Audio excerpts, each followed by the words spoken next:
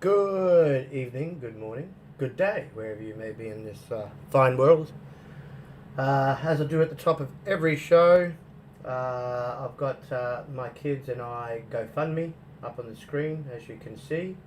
Of course, still got a long way to go, but I wanted to give out my gratitude, appreciation from both myself and my kids for the donations and money raised so far towards a fantastic cause. After the hell and back I've been through and my kids had to go through. For those that don't know, I almost lost my life last year, but you can see the full story and read about it up on the GoFundMe page. Links are at the top of both myself and Trinity Warrior, who's already in the chat, on the app formerly known as Twitter. So if you go on our pages, right there at the top. Also, Italian Clowns, aka Carlo, has shared it out. Charlie Hustle shared it out, so you can find them their pages as well. And yeah, you can see a video I've put up on the GoFundMe. Hear the story if you don't already know. Most people know what I've been through. But again, thank you to everybody that's donated or shared this out. Sharing out is a big help as well. Every little bit of help counts. And I just want to also thank and show appreciation for anybody that continues to do so from here on out into the future. Very thankful again, and we will be starting here very soon. Thank you again, everybody. Love you all.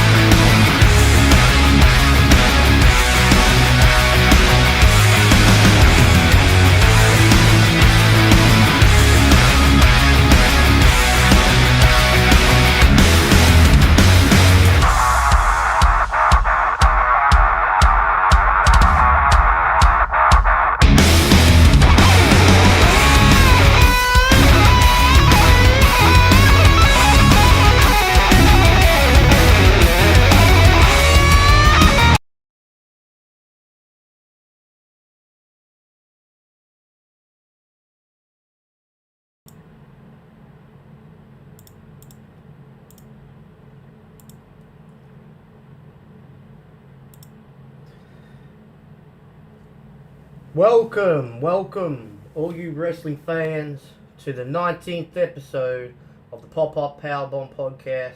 I'm your host, the Breathtaking one, Spooky. Tonight, wrestling fans, we share our thoughts on some interesting topics, including Full Gear that we just had this weekend.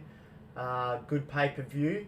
That fell a bit flat with the main event, but we will get into that. Who else we got in here?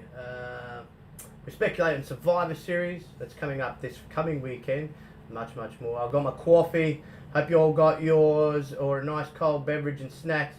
So is everybody ready? Everybody ready for some story time with the Breathtaking one and Pineapple Powerbomb Paul, baby?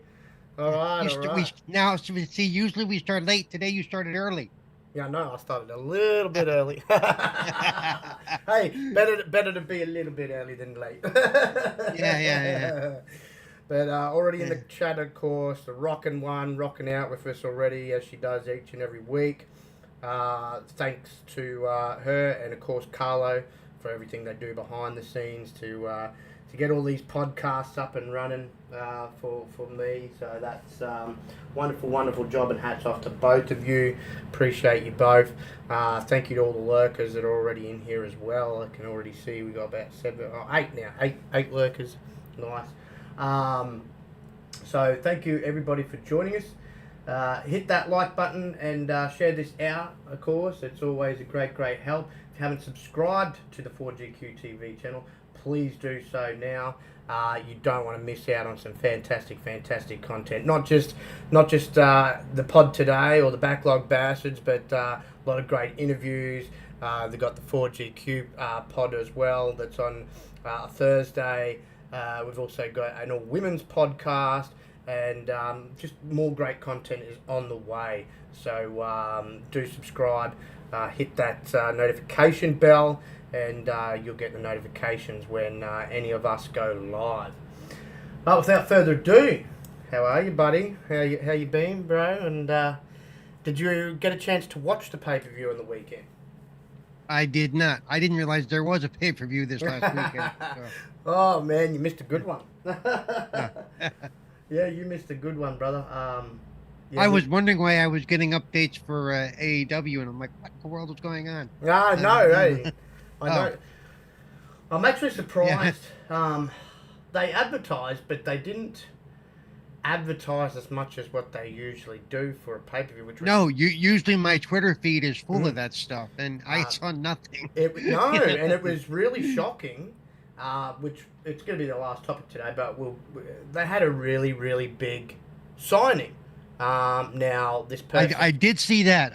See that. Yes. This person had wrestled for him a few times before, but we know that they are a New Japan talent.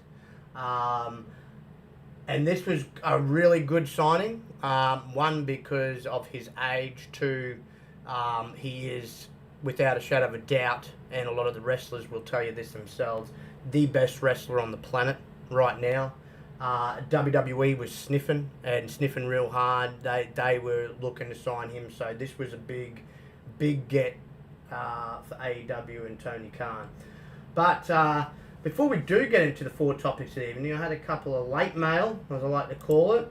So I don't know if I haven't checked if Raw started yet, but apparently, yes, Raw has started. I've already been watching it. So you be able to confirm this, brother, because obviously I'm recording. Yeah, I can see it's recording for me.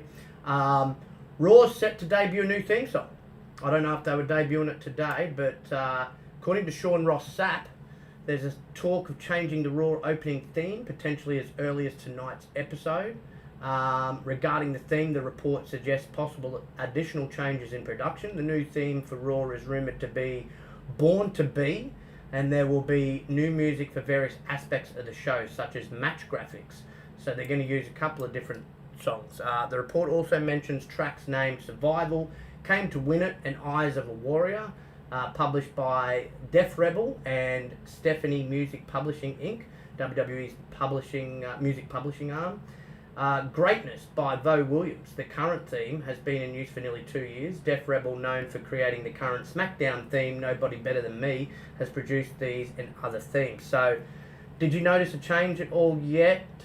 of the Raw theme song? If not, Of all the things, I came into the show a few minutes late when they were already rolling a highlight reel highlighting okay, yeah. So the 5-on-5 match coming up this weekend. So or the yeah well, if they didn't debut it tonight, then expect it with very, very soon. Obviously, they're looking to change. But I find it interesting that they're not only just going to change it, but they're going to have other different songs, for matches and graphics and like that's interest. That's a first for WWE because usually they just have their theme song and that usually plays when they show a graphic of a match too.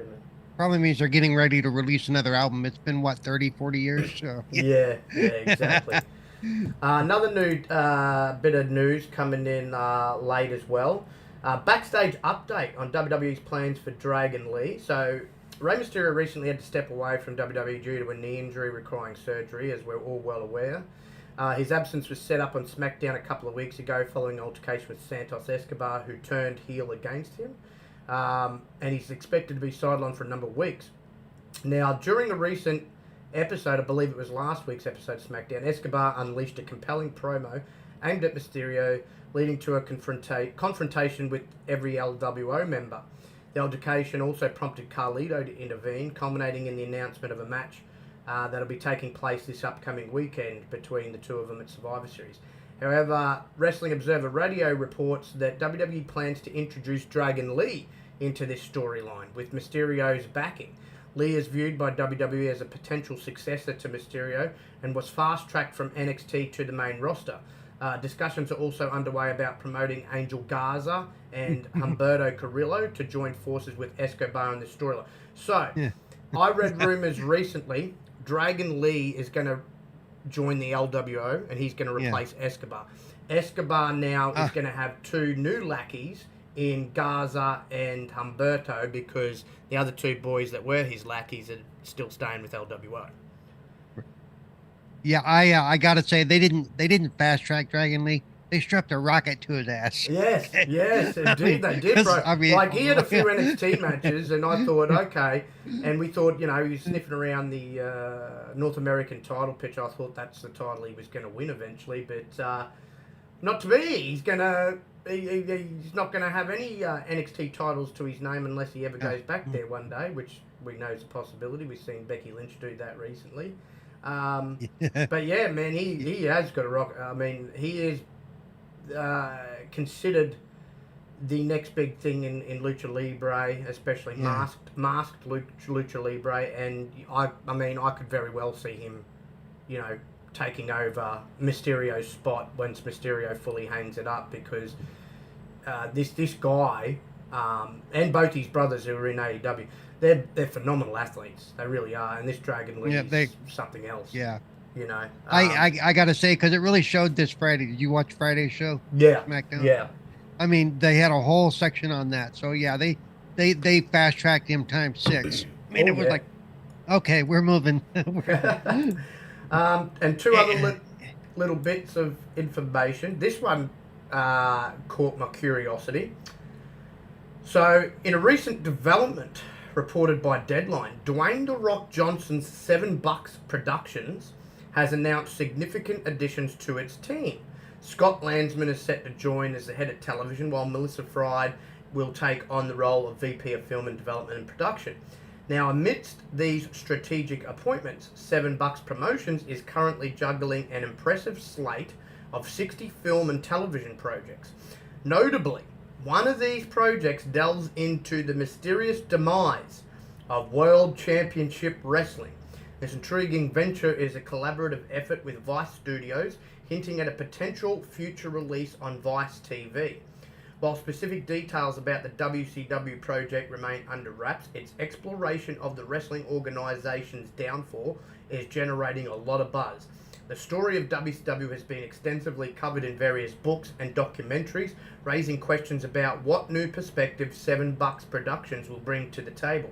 This isn't the first time either the Rock's production company has partnered with Vice. They previously collaborated on the Tales from the Territory series, which showcased the territory days in wrestling. So I found this really interesting because I've got the DVD in my drawers over here, the rise and fall of WCW. But I do think there's still a lot of story there left untold, and especially about the demise. I still think there's secrets to be overturned and to be brought to light. Especially me and Paul. Real quick, did I miss it? Is this going to be a documentary, or is this going to be like yeah, it's going to be a multi-part from the story type of thing? No, because I'd really like to see this in story form. Because they're right, the documentary's been told. It'll be interesting. Though. Yeah. So it's going to be interesting the way they go about this. But it'll be good, obviously, for the new generation to learn something. You know, yeah. Because this is the company that for 83 weeks, I believe it was, kicked WWF at the time's ass in the ratings. Right. They're the only company to do it. Yeah. And unfortunately, the man behind the reason why they were kicking ass took a leave of absence as he was burnt out. Rightfully so. He really didn't take a break since he took the job on of leading WCW, which was Eric Bischoff. And another person got brought in from WWE because WCW higher-ups had heard the Attitude Era was all his doing, which was bullshit. And Vince Russo, who a lot of us know and blame. Wait. Say his name again. Say his name again. Vince Russo. There you go. Oh yeah. So I want to see more of what he would, what was he thinking? What was he smoking when he? I remember the first storyline he created when he came in. The whole powers that be crap, and like initially he had his goons running around, but you couldn't see who the hell was running the show. He was of the power that be. I'm like, what kind of crap is this crap? Look, as far as I'm concerned, he is the main culprit of the demise. Yeah. He really is. Apart from that, we know when the Warner Brothers AOL sale went down, a lot of the AOL people didn't like wrestling, so that played a part in it as well.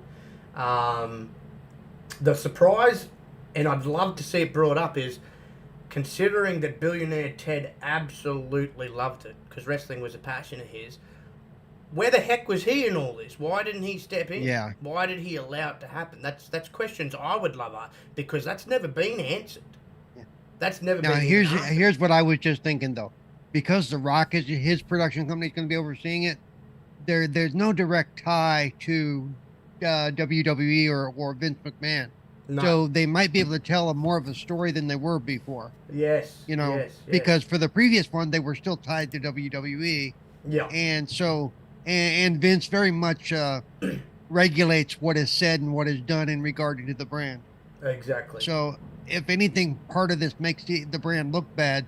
If this may show some of that. Here's what they did too. Exactly. Because he always tries to candy coat, their involvement in all this stuff. He does. So hopefully we get a better story, and as I said, more secrets unveiled. Because as I said, the veil needs to be lifted on it all, on what caused the downfall, and I think there's a lot more to it than what we even know right now. And the last little bit of late news, it's over, folks.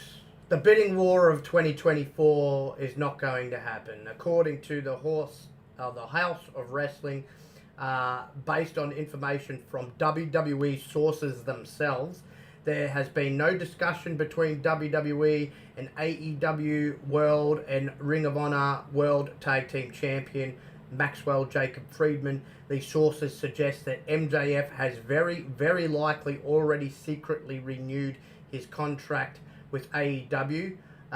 Furthermore, the report indicates that the notion of Friedman soon becoming a free agent is misleading. It's reported that he has already signed a contract extension with Tony Khan's company, ensuring his stay with AEW until 2028. A WWE source commented, the whole story you see on AEW is completely just in his head storyline. Another source confirmed, saying 1,000%. I was told a while ago He is well and truly under a long-term deal, which is why AEW stopped pushing the 2024 stuff and the whole bidding war of 2024, which is true. I haven't heard him say that for a while now. Yeah. So this makes a lot of sense. He is the face of the company, realistically.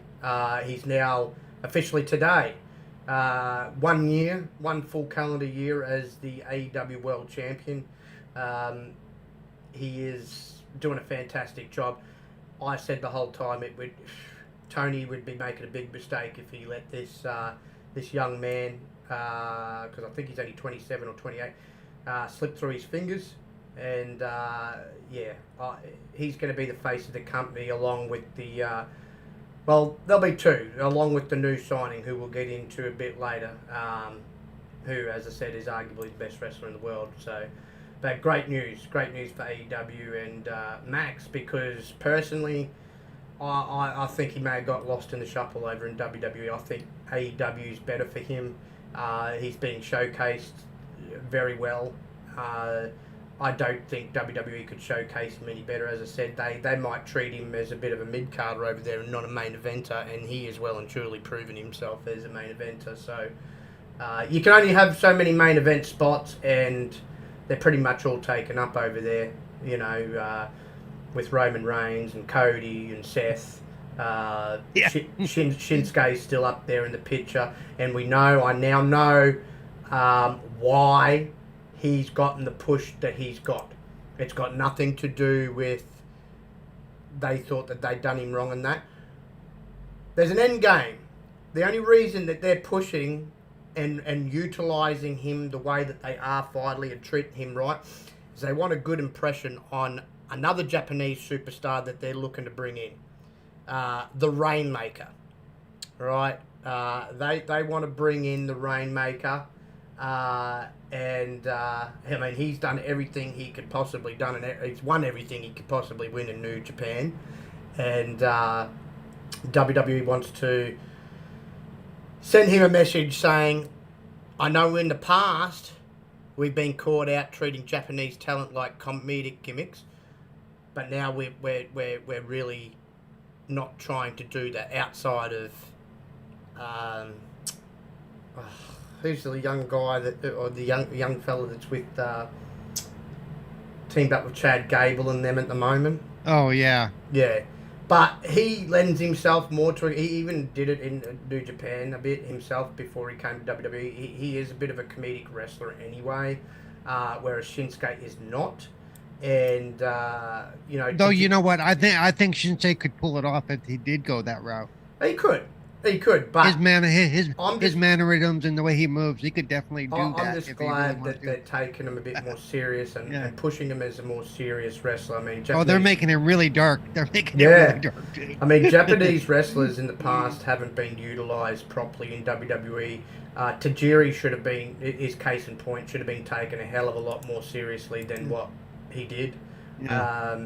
So, if they want to make a good impression on the Rainmaker, this is one way to do it. And he's besides that, he's very, very close and good friends with Shinsuke. So Shinsuke's probably in his ear saying, hey, no, now's the time to come across. They're treating us Japanese wrestlers better. You can come in, you might even have a shot at being a world champ here. They're looking at us seriously. And he's a big-time player, the Rainmaker. Even bigger name than Shinsuke. He can draw a lot. He's proven that he can draw in America as well, because he's wrestled for the American chapter of New Japan. He's wrestled for Ring of Honor. He's wrestled in AEW. Fans love him. They eat him up. They sing along to his theme music. So it'll be interesting going forward. But first topic, let's get into it. Wait. Since you got to do I want to do something I emailed you about that we missed talking about last week, and it's just going to take a second. Oh, okay. Yeah, go ahead, bro. The deal with TNA Impact and how they kind of screwed themselves up. Oh, you mean NWA screwed themselves up, yeah, NWA screwed themselves up, brother, and then WWE swooped in and took the contract. Yes, with NXT, on the CW. That was funny. Yeah. That was funny. That was great.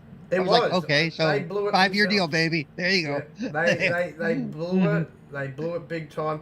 There is reports maybe C-Dub may air NWA on their app, but that's not such a big deal as getting a TV deal with them. Right.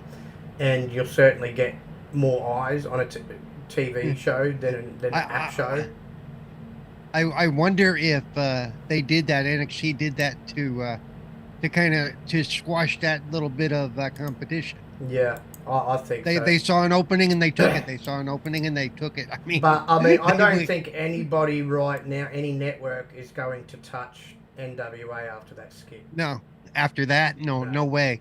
no. Especially since they doubled down on it. Yeah. It's like wow. And Billy Corgan, like, I love your music, man, but that was a very, very stupid move. So you've only got yourself to blame. He okayed it all, so he's only got himself to blame. Yep. But your first topic So, is Tony Khan has provided more details on, well, it starts this week, the upcoming AEW Continental Classic new championship. So, and because of Eddie Kingston at the pay-per-view, this has been even made into even more of a bigger deal than what it already was. So, the winner of this upcoming Continental Classic tournament, which will have 12 wrestlers competing for it, will unify the Ring of Honor World Championship and the New Japan Strong Openweight Championship to create the new Continental Championship. AEW CEO Tony Khan confirmed in the post-Full Gear media scrum last night. Announcement came after Eddie Kingston, the current holder of the aforementioned titles, revealed he would be defending his belts in every match he wrestles as part of the tourney. So whoever wins this tournament is going to come away with a very, very prestigious title, Khan said. And it's actually not just creating more championships in wrestling, it's actually consolidation. And more importantly, it's cooperation. With this Triple Crown, what this Triple Crown means is that the winner of this tournament is going to be creating a championship that's very, very prestigious. And a champion that represents 3 different companies in AEW, Ring of Honor, and New Japan. Khan further revealed that the new Triple Crown champion will defend his title across many continents and all 3 promotions at various venues across the year. The AEW boss also noted that the tourney will be an annual affair and the reigning Continental Champion will re-enter the tournament in 2024. Whoever's the champion this time next year will have another huge field to participate in. So this is going to be basically very similar to the New Japan's G1 Climax, which is, I think, a big field of, I think there's like 18 to 24 wrestlers that wrestle in that, goes across many weeks. And then you have an Ultimate Champion. I think by the end of it, you get a shot at their main title. So besides Kingston, so far, other names confirmed for the inaugural Continental Classic include Mark Briscoe, Andrade El Idolo, Bryan Danielson, and Rush. The remaining 7 participants in the 12-man tourney will be announced on this week's AEW programming, starting with Wednesday's Dynamite. The finals will take place at next month's AEW World's End pay-per-view on December 30 in Long Island, New York. So, this is interesting, man. I love it. What's your thoughts on this tournament and the way that they're sort of setting it up? Oh, I think it's really cool. One thing I want to, I've talked about this before on this show, that it did seem like AEW and New Japan, we know they've been working together, but it seems like they're really starting to consolidate stuff. Yes. And I wonder if this is a sign that consolidation is going to continue. I mean, where they're going to almost become like one brand. Yeah. Because it almost feels like that's where they're headed. Indeed. Indeed. So yeah, I think this is very cool. I think it'll be a good way to get some of those New Japan wrestlers out in front of American audiences who haven't seen them.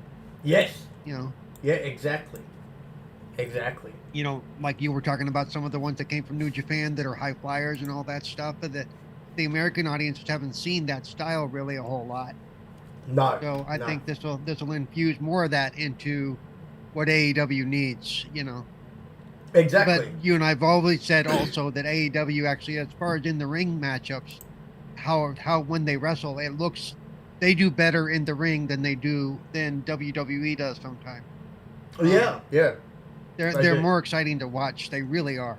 They tend to have the better wrestling product. Right. Especially, I gotta say, the last couple of weeks, WWE's wrestling product for me has been kind of falling short. But Yeah. and that might just be me. But the stories are good. Just some of the in ring work has been really. Well, that's what I mean. Like WWE does better with Yeah. storylines. AEW does better with the in-ring product. Yep. And so it's funny, WWE needs to get better with their in-ring product while AEW needs to get better with their storytelling. Yeah. Yep. Yeah, and I understand why some of it, because WWE is very much worried about, and rightfully so, the safety of the wrestlers and nobody getting hurt. They can't afford to have their big names get hurt, but there's got to be a way they can kind of meet in the middle and not seem so soft-handed that it's actually, boring. Right. But yeah, so I think for AW, this is a great thing. This will be really interesting. This will be, I, in a way, I don't always like these tournaments where they're split into multiple shows over multiple weeks, because if you miss a week, you miss a whole step. Yeah. And so sometimes that can be a little bit like even when they did Halloween Havoc over 2 weeks, to me, it's like it kind of breaks the momentum when they do that for me. Yeah, that does. No, you're not wrong. Because it's like a big, long 7-day, commercial break. Yeah, yeah, basically. You're all hyped up and ready. Oh, continue next week. Ah, shit. Yeah, exactly. And I don't mind when they do it a 2-day affair thing, because then you're just coming back the next day. But like you mentioned, that was split over 2 weeks. Yeah. So that was definitely different. This tournament's going to be how many nights? So this tournament's going to culminate in next month, but is it at the end of next month? Is it when we know? Yeah, December 30th, the World's End pay-per-view. So it's gonna take place over a few weeks. Yes. So like I said, I mean, hopefully they can keep the interest up to keep people watching, because let's see, their show is on Wednesday, which isn't bad because Christmas and stuff falls on a Monday this week. So yes. they're gonna be 2 days after Christmas Day, and so I mean, it just depends on how busy people are gonna get. Saturdays during the holidays they're gonna lose some audience because of parties and stuff like that. So they're gonna really have to work hard to keep the interest up. They need to do better advertising than they did this last weekend. Yes, for sure. They need to keep the hype train going. Other than that, I think it's a great idea. Yeah, and I only question the time of year for it, because people are busy. Yeah, exactly. I mean, WWE is probably going to find a little bit of a fall off themselves during this period. People get busy with family and stuff like that. So it's just, I think if both companies realise that their ratings are bound to take a little hit due to the holidays, and they should be okay. It's just that time of year. But no, look, fantastic. I think they've made a big deal out of this by pretty much making it a Triple Crown. That's a big deal in any company. So it is going to be prestigious. I hope we get some... I just hope we see some fantastic, matchups. Be interesting to see... I mean, Danielson's in it, so you know he's going to put on a show. Right. And I hope my boy Swerve Strickland also gets it, because he's been on fire lately, that boy, and he had a hell of a match on the weekend. So I think they need to start pushing him to the moon. But this leads, actually, now I'm talking about pushing into the second topic. Well, real quick too, and hopefully, because Osprey just signed with them, but hopefully he'll be in it, right? Yes. Oh no, he won't. No. He won't. I'll explain why when we get to it. But okay. Leading into the second topic, in both companies, we're going to take a look at both companies. Who we would like to see, or who needs a major push in WWE and AEW. We'll start with WWE first. Paul, who at the moment is sort of flying a bit under the radar in WWE that you think deserves a major push? So a new sort of fresh face to push up. You know, I'm going to make you go first because I got to think about that. Yeah, well, leaving NXT out of it, obviously, we're just talking about the main roster.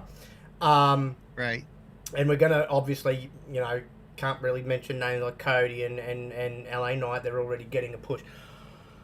I'd love to see them push both the Usos more than what they're doing.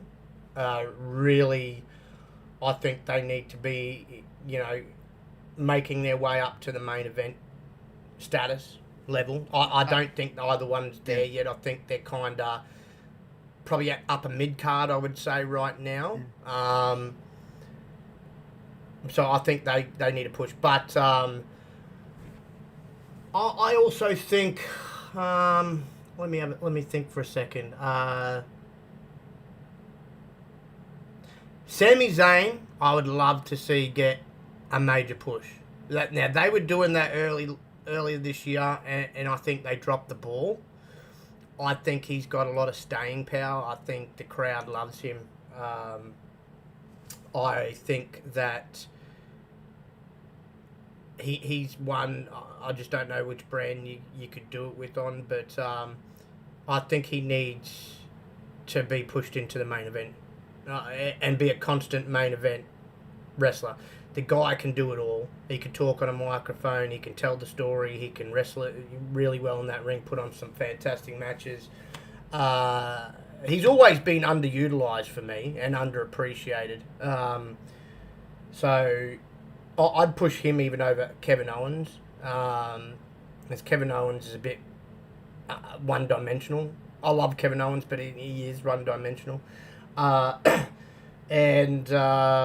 So, yeah, the Usos and Sami Zayn, I think, need major pushes. Again, all up into the main event. Yeah. Because they need some new, fresh main event faces. They really do.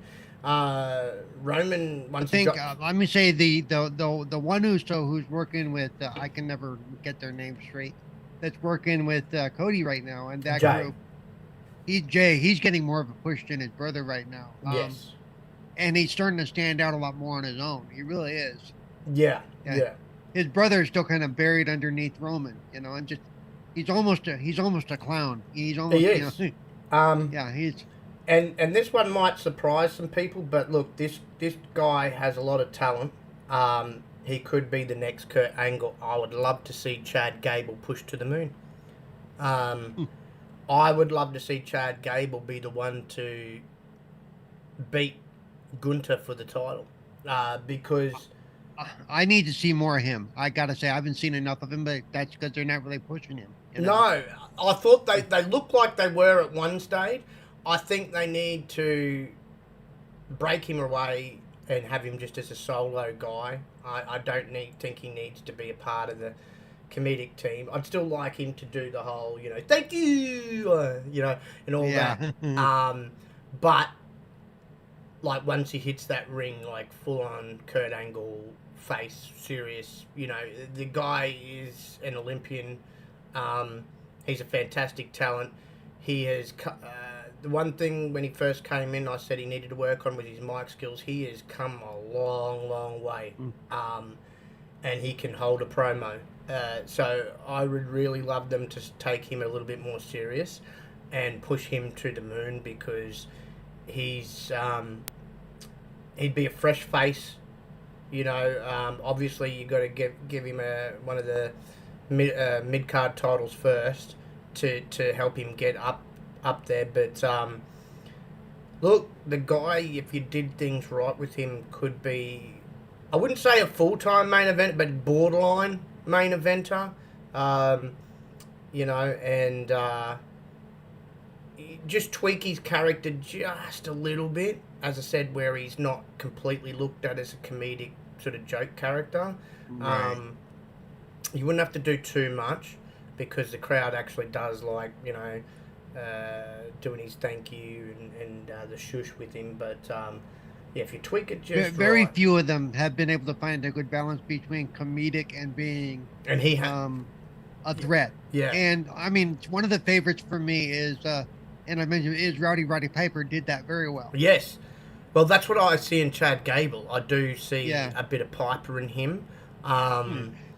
You know, and I think he has found a good balance because when he was in that feud, if you remember, when he was in that feud with Gunter, people were standing up and taking note of him because he got like he flipped that switch like Piper can, like, oh, I can have a chuckle and I can take the piss out of you, but now I'm pissed off and I want to rip your head off. Like, you saw that in Chad Gable, and I'm like, damn, here we go.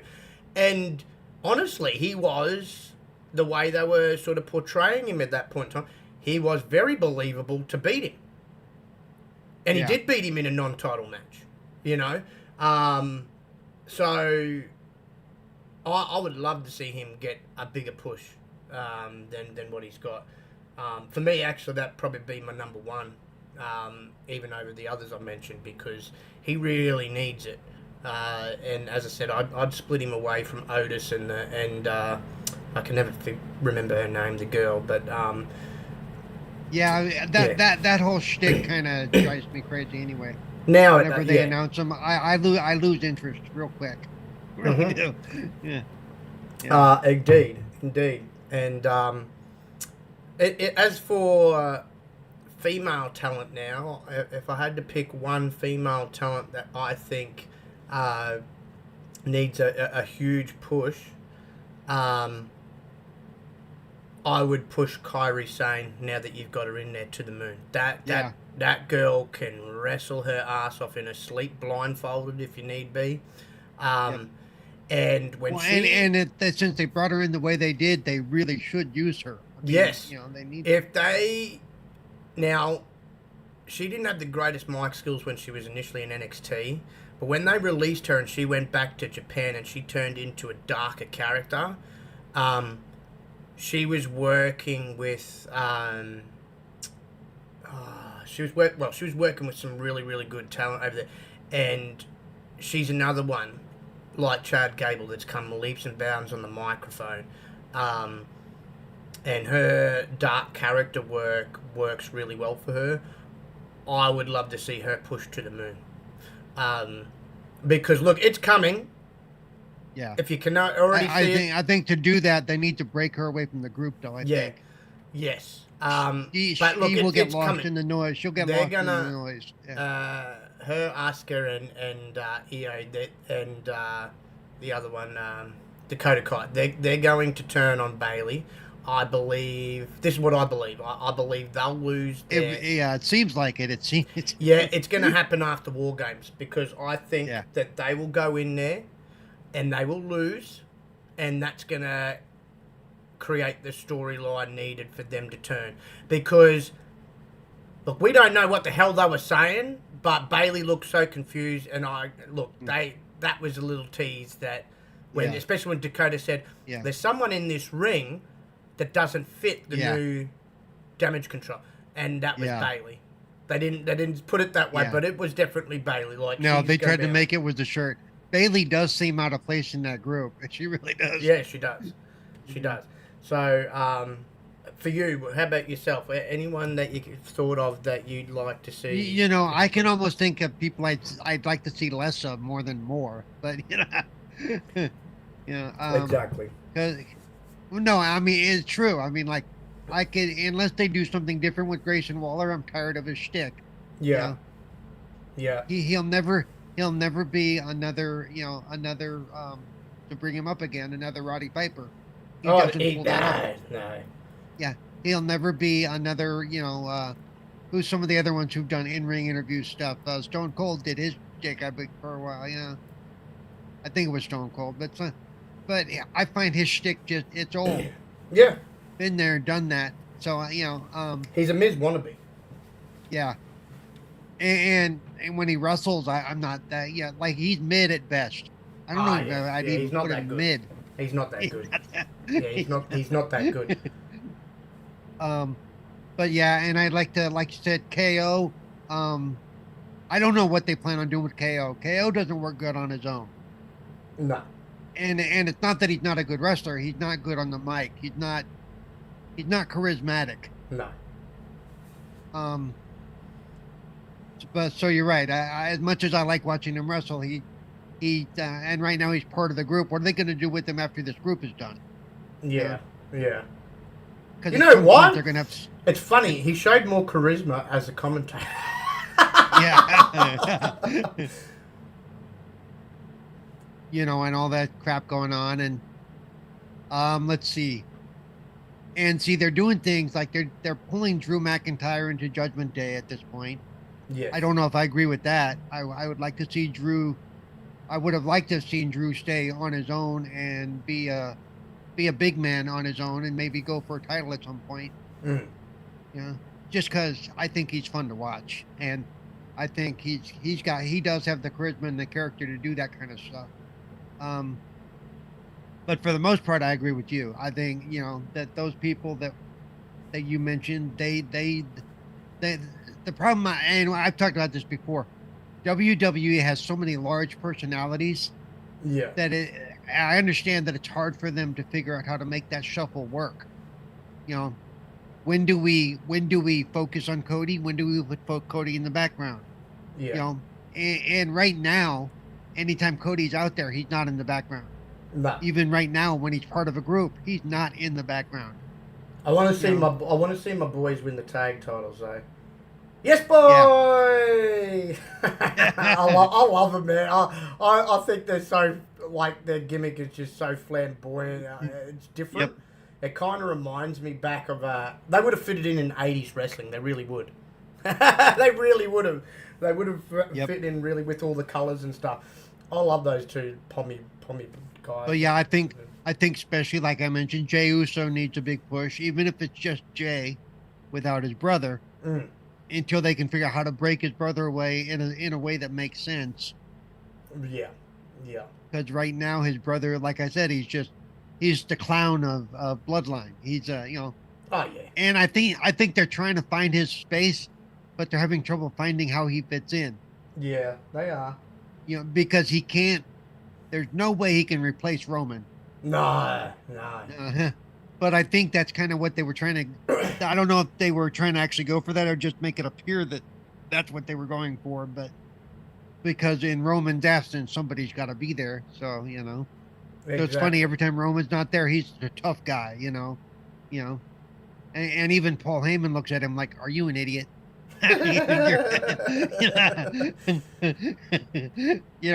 for a weasel like Paul Heyman to look at you and go, "God, you stupid," that says a lot. No, it does. It does. But no, look, there's a few there that needs a good, decent push. I hope they continue doing what they're doing with Shinsuke as well. But I think they missed an opportunity again with him. He should have really beat Seth that last time. I love Seth. He's one of my favourites, but Shinsuke should have beat him that third time around.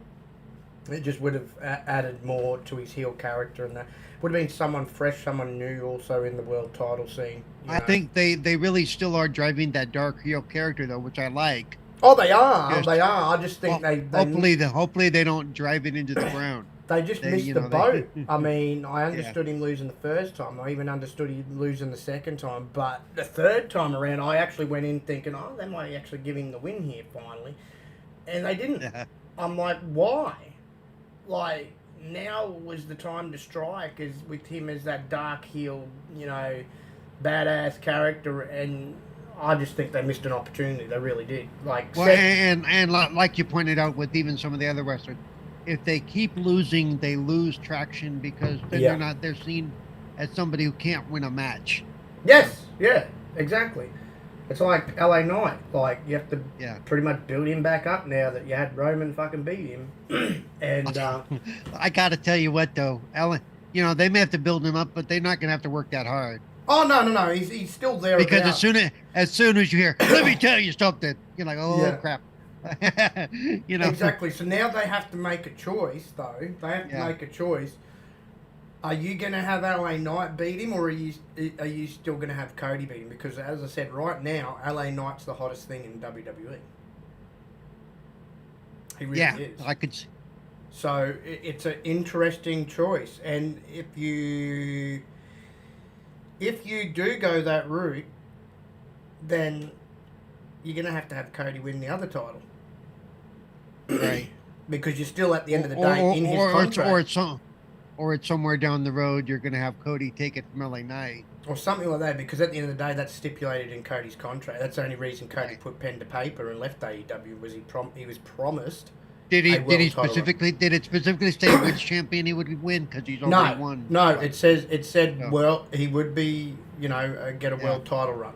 So it could be either one, but in my opinion, LA Knight. I think that's the one. That's the one it should be, though. At the end, that's the one it should be. Yeah, Cody needs to win the title off Roman, and I'm still pissed about last year's WrestleMania because they kept pushing that. Yeah, LA Knight needs to win. Well, get the belt off Seth first, and have LA Knight beat a heel for the title. Like, I don't know, if you're not going to have Shinsuke beat Seth, have Drew Mack now that he's a big time heel. Have Drew Mack beat him. And then LA Knight can take on Drew McIntyre and beat him. And then, that would be a nice match. Yes. Because as I said, LA Knight needs to be a world champion just as much as Cody. He really does. Yeah. Okay, but I'm picturing that LA Knight Drew Mac fight. Oh boy. Yeah. And even their in-ring their in-ring, their yaki mic work would be awesome between those two. Yes. Yeah, it would. It would. Especially now that Drew's sort of going down that darker heel type sort of role as well, which plays beautifully into his character anyway. He had a long babyface run. He really did. And so I think it was time for a change. And all I hope is that he's just associated with Judgment Day for this match this coming week. I hope he's not joining because he doesn't need to join. And if you have him join, I'm sorry, over all of them, he is the bigger name. He would have to be the leader of the whole damn thing because he's a bigger name than all the other boys in that. I think you're always going to have Rhea Ripley as the.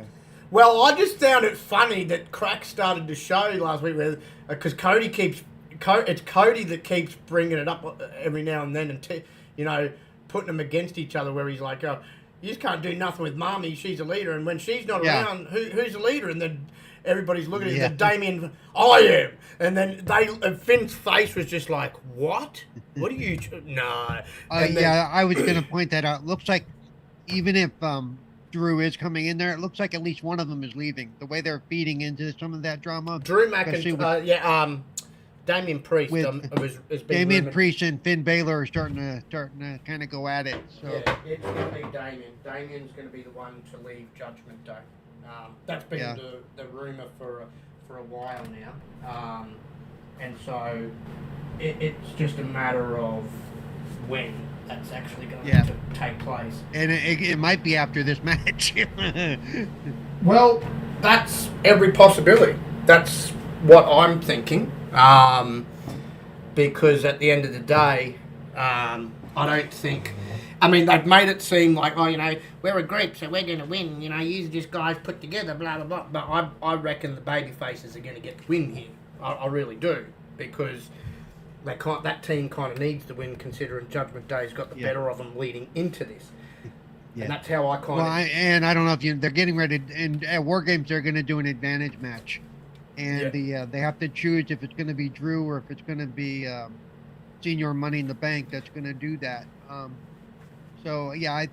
Like you said, it looks like Drew's going to, or not Drew, but Senior Money in the Bank's going to be leaving, and I think this is going to be the impetus for that.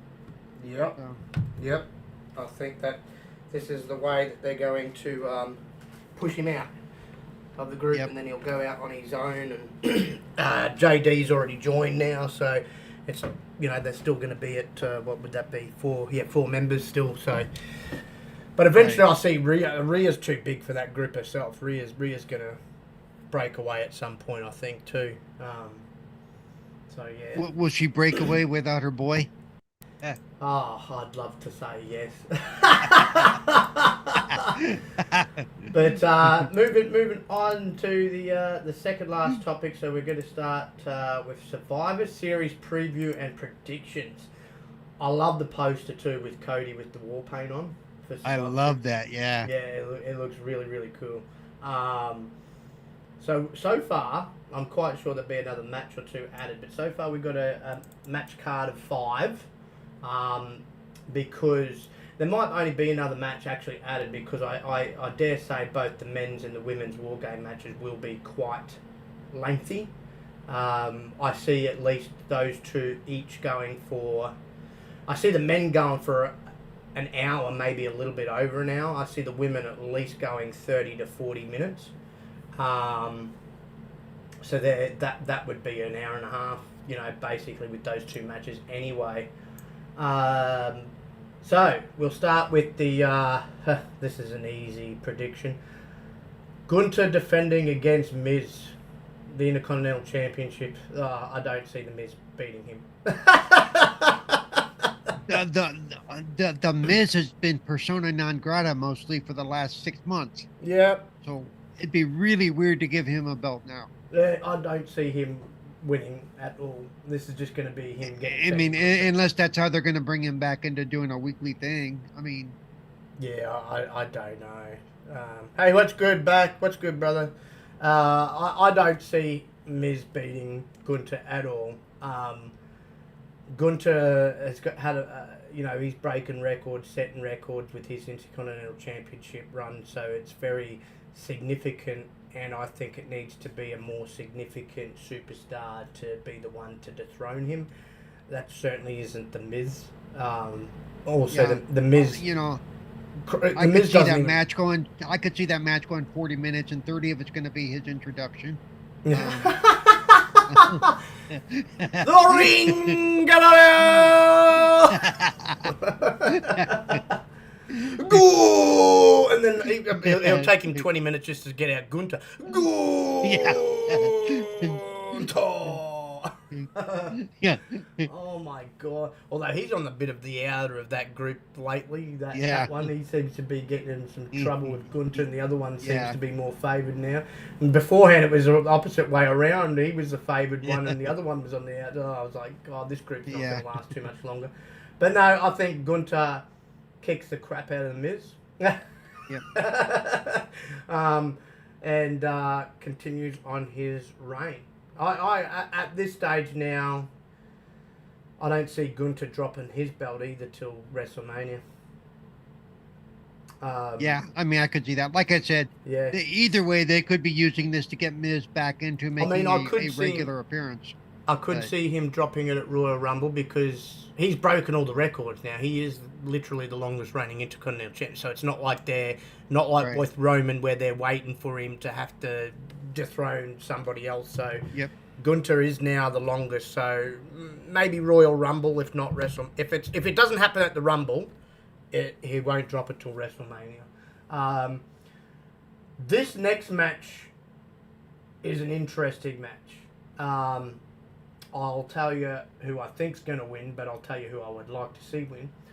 Rhea Ripley defending against Zoe Stark. I'd love to see Zoe Stark win this. But you and I both know that's probably not going to happen. No, it's probably not going to happen at all. Not at this stage. But she is a future big-time player in this women's division. That's obvious. She is, after she's got the claim of, I sent Trish, on a merry way. It's going to be a good match regardless. It really is. But Rhea's probably going to come out on top. Very, very likely. I got to say, Rhea always puts on good matches. Yes, she does. She does. She really does. And this shouldn't be any different. She's actually one of the few female wrestlers that's good in the ring and outside the ring. Yeah. No, she is. You're not wrong. And I'm not trying to be an ass. She's good on the mic, and she's very good in the ring. But look, this should be a great match. I hope they get at least 20 minutes. And again, I see Ripley. I don't think they're taking the belt off her until after the pay-per-view in Perth. out here, they'll probably make sure she's still the champion, because that'll be a big promoting point for the big Elimination Chamber pay-per-view out here. That an Australian is one of their top champions, you know, so Right. that'll be a definite selling point to, you know, put butts in seats. She's, regardless that she's a heel, she's going to be treated like a baby face out here. Like, the crowd's just going to eat her up. Right. So yeah, And hopefully they don't do to her like they did with Bret Hart and have her drop the belt in her hometown. It's no, she'll probably come out on top here. But look, Zoe Stark, I think after this match, as long as they have a strong showing for her, she should remain in the title picture. I'm glad to see her getting this matchup though, because she's worked damn hard. Been through some injuries to get back to where she is. Fantastic wrestler on the up and up, and yeah, there's big things coming for Zoe Stark. Then we get into Carlito versus Santos Escobar. This should be an interesting little match. I don't see it going any more than 15 minutes though. No, but I could see this getting ugly with the other it will. LWO members coming out. It's going to get ugly. And this is where I think Humberto and the other guy from NXT will come up and help Santos. And he's going to create his own little team himself again. And I also, look, I'd love to see Carlito get the win, but I think they're going to push Santos now that he's a heel and, you know, start him on the right foot by giving him a big win here to continue the story, really. I suppose it would continue the story with him. I mean, if he gets beat, it kind of ends the story. So, yeah, it should be a good little match. I'm just happy to see Carlito back in the WWE. I've always loved Carlito. Don't like his damn new music, though. I wish they'd give him back his old music. He did plead with them to keep his old music, but yeah, it is what it is. It should be interesting. Then we get into the Women's War Games match. This is going to be brutal. So is the men's, but this is going to be brutal because you got 3 Japanese women in this match that all hit very, very hard. All hit very, very hard.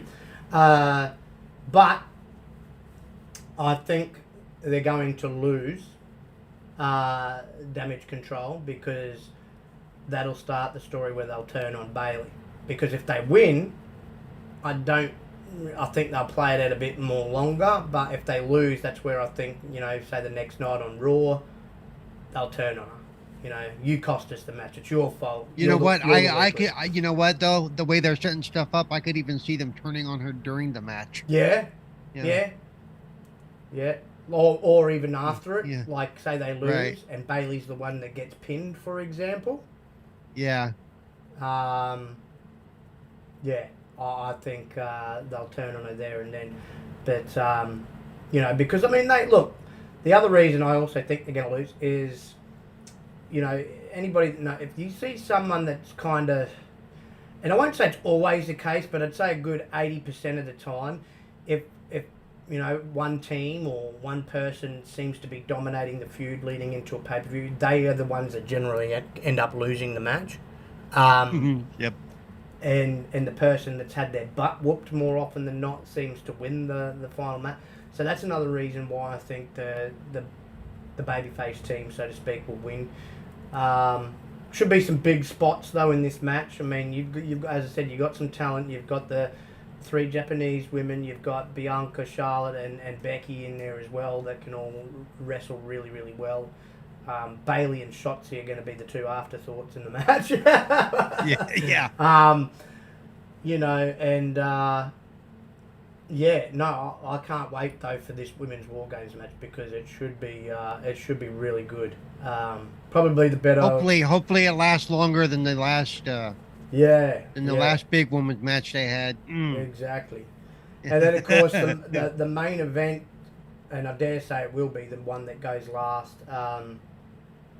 The Men's War Games match, which is the Judgment Day and Drew McIntyre, so Damian Priest, Finn Balor, Dirty Dom, JD, as well as Drew, going up against Cody, Seth, Jay, Sammy, and a yet-to-be-announced name.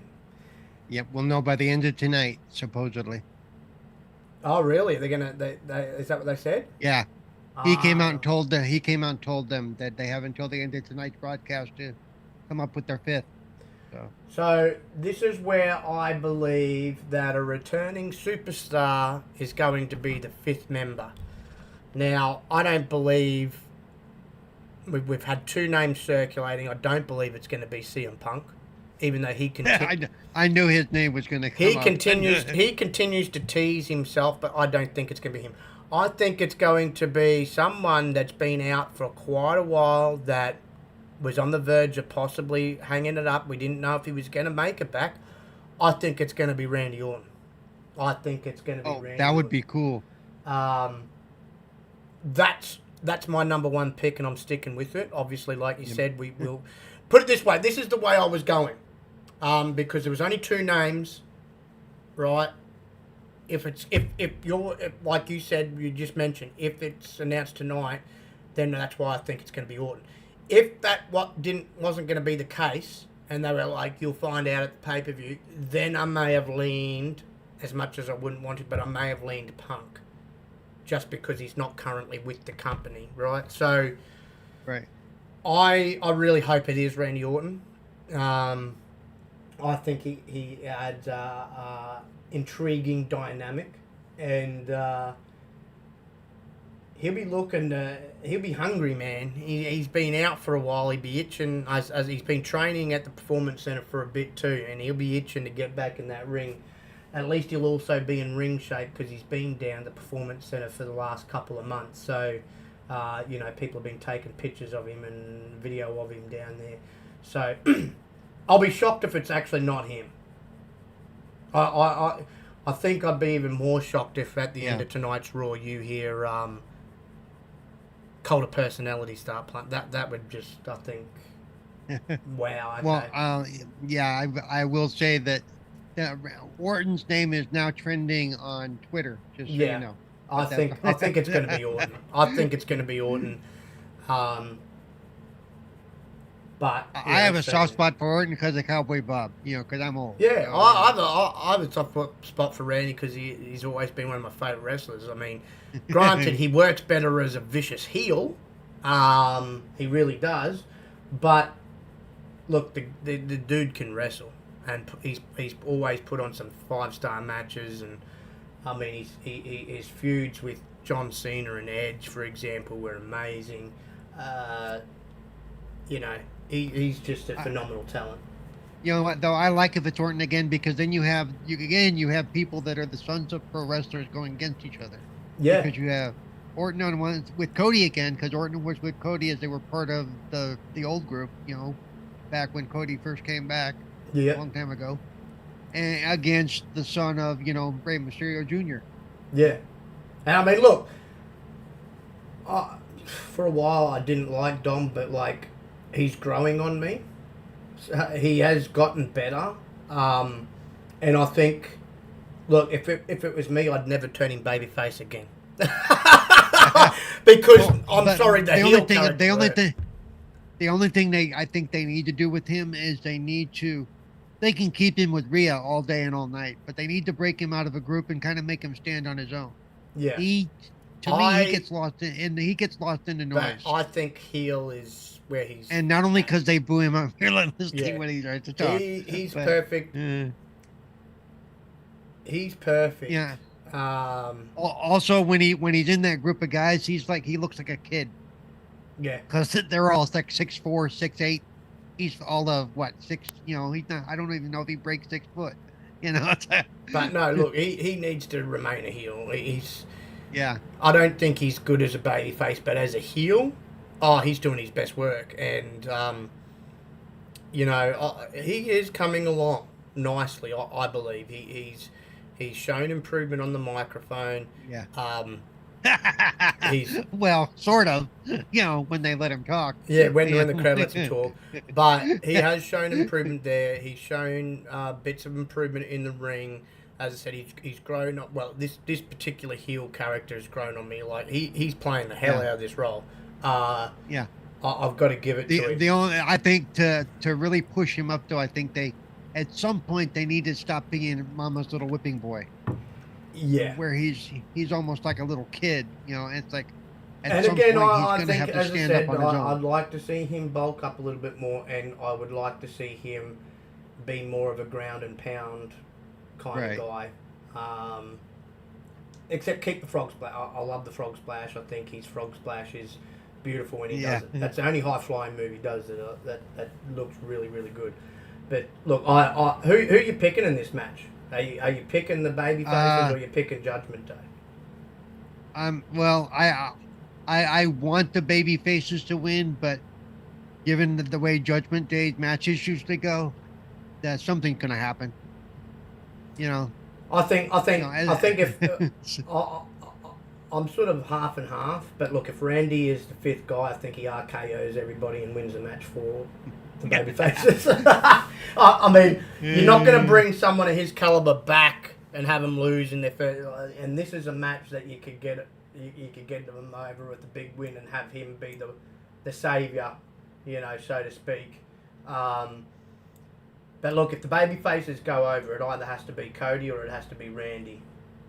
That gets the victory. You couldn't really go wrong there. Seth doesn't need that rub. Sammy and Jay, because they're pushing them without pushing them sky high right now, so it kind of doesn't help them. I mean, I'd love to see one of those two be the one that actually gets the victory, because it would sort of help them on their way to pushing them to that next level. But I think it'll probably either be Randy or Cody. So it's going to be a brutal match either way. Like, it's going to be brutal. I want to see Dom split open. I want to see JD get messed up. I want Damian Priest to get his ass kicked all around the cage. Like, Finn they can leave, Drew they can leave, but I just want to see the other three get messed up. Because I'm not a Priest fan. I find him as vanilla as Roman Reigns. He's just boring. But that's probably a good thing he's in a group in reality. I don't know how he's going to go when he does split away, but we'll see. But that's the card right now. As I said, I think maybe another match may be getting added to it, so they have 6. But as I said, those 2 War Games matches will be quite lengthy. And I also think the Rhea Ripley Zoe Stark match will at the very least, be 20 minutes. So and hopefully we'll get a before the main event match, before the main show match. Oh yes, like a pre-show match. They usually do a pre-show too, and have a pre-show match. Like this is one of the big 5 pay-per-views for WWE Survivor Series, so they should. Is this I haven't even looked. Is this a 1 or a 2 day thing? No, it's 1 day. It is a 1 day. Okay. I think the only 2 day thing they're doing at the moment's WrestleMania at the moment. So, and of course, it leads us to our last topic of the evening. Some few things. Obviously, I'll have to carry most of this topic because Paul didn't have a chance to watch it yet. But when you do get a chance, brother, do go watch this. I thought. Well, first off, big signing, big signing. Will Ospreay, the arguably the best wrestler on the planet, especially this year. He's beaten everyone from Josh Alexander to Kenny Omega to Bryan Danielson to the Rainmaker Okada. He's beaten them all, and he's fantastic. He's only just turned 30 years of age. He's got a lot of career left. And he signed a very lucrative, very long-term, multi-year deal. As I mentioned at the top of the show, WWE was sniffing. I think it was good that Khan got pen to paper. However, as he announced at the pay-per-view, He is not coming in just yet. His contract with... You've never seen this before. His contract with New Japan doesn't actually end until February next year. And that's when he will start working full-time for AEW. I think the other thing that I believe is another couple of reasons why he signed with AEW is signing with AEW, he will still be allowed to work, obviously because of the working relationship with New Japan on certain dates and certain shows. Gives him the freedom of that. Whereas if he had to sign with WWE, that wouldn't have happened. He would have been just locked in with them. Him and his wife didn't really... they're open to moving to America if need be, but they would prefer to live in the UK, where they have bought a house and everything. They're raising a family. New Japan was allowing to do that. Tony Khan said if he so wishes to stay in the UK living, that works with him too. And he was doing a lot of flying. He's obviously used to the flying around countries and that. So Tony would have promised him Wembley, big matches at Wembley Stadium, and Wembley's locked in like on a yearly thing now, which is in his home country, of course. WWE couldn't promise him that. So there's a few reasons as to why. And after the pay-per-view, the decorated national pro wrestling star spoke himself about his decision to ink a contract with AEW. He said, I've built up a trust and rapport with Tony. I feel I'm at my best over here. I've enjoyed every time I've come in to AEW right now. This is the best decision for me and my family. I'm not interrupting my kids' school. My missus can see her parents. That's exactly what I was talking about, staying in the UK. I get to be one of the best pro wrestlers that have ever done it, and I get to do it now on weekly TV and really test myself in these waters. He continued, and he mentioned this on the pay-per-view. He signed with New Japan at 22 years of age, and he spent 8 years of his life now with New Japan. Obviously, when he started, he was very immature. He admitted he was a very immature young man when he came into the business. He goes, I don't think he was really prepared for what was to come. With everything with New Japan, he goes, I've grown up in front of them. I can't thank that company enough. It's truly a blessing. The fact that I just got to be a wrestler there, coming out tonight, I messaged my missus, every mile was worth it. There was an expectation, and I heard it when my music hit from the crowd. I'm so grateful.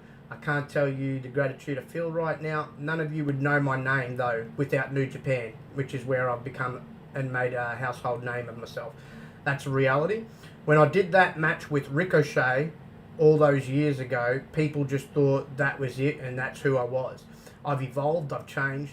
Best thing is I've matured. I understand the responsibility that I'm in, the responsibility that I'm in here.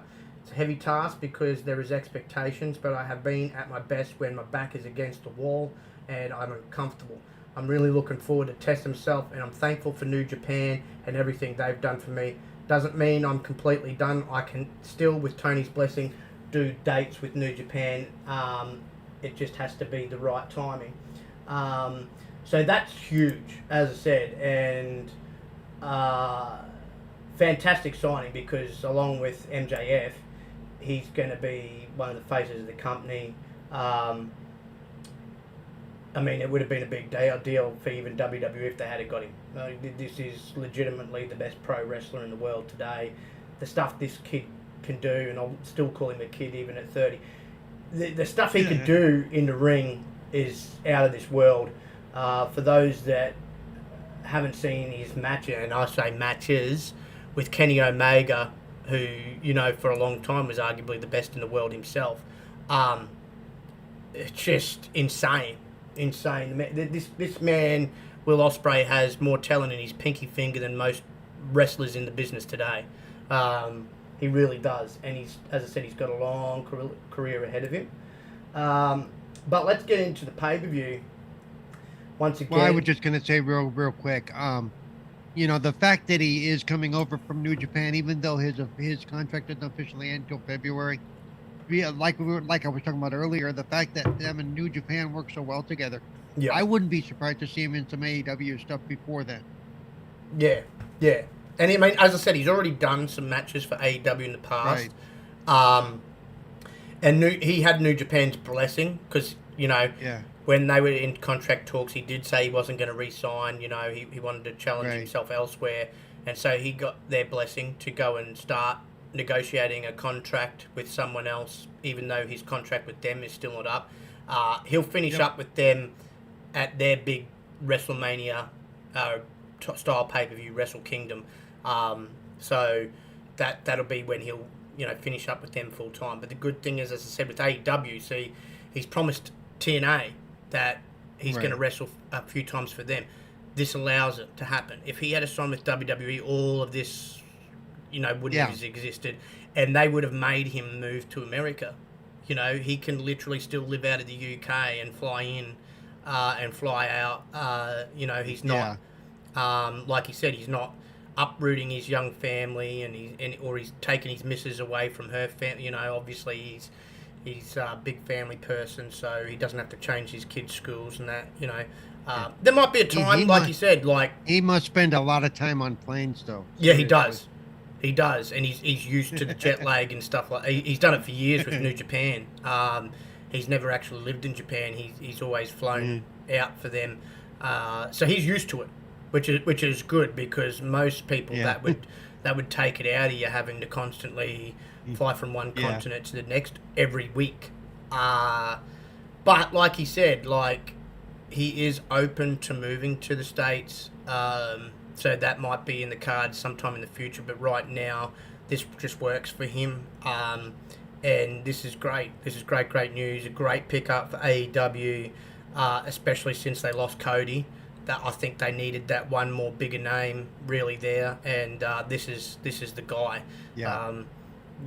Cody's got 9 years on this guy, so the Ospreay, he's going to be a world champion very quickly once he is full time with AEW. I just I feel that someone else might beat Max before that happens. Probably this person in the devil mask, whoever it's going to be unveiled to be. But when are they finally going to reveal that stuff? I don't know, but that's what I was going to get to. As good as this pay-per-view was, I was disappointed with the main event for a few reasons. That being one of them. They didn't continue the story. There was no devil mask. There was none of the henchmen. There was, like, nothing. They had a night off with it. I didn't get it since it's been a big part around Max. But I'll get to that in a sec.